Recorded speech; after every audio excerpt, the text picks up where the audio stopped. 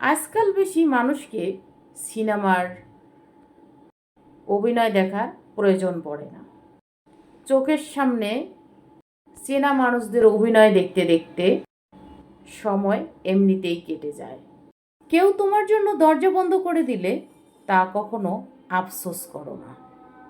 হয়তো তোমার ভাগ্যের কাছে তার চেয়ে বড় কোনো যোগ্য অপেক্ষা করছে। সং থাকার সুবিধা হচ্ছে আপনি কি হারাবেন না, যা আপনার ক্ষতিকর তার নিজ থেকেই দূরে সরে যাবে। জীবন কখনো কারো জন্য থেমে যায় না, তবে পথ বদলে যায় আর কিছু গল্প অসম্পূর্ণ হয়ে যায়। ভালো কর্ম করো, কারণ উপরে যে আছে সে সব সেন্ড করে এবং রিপ্লাই দেয়।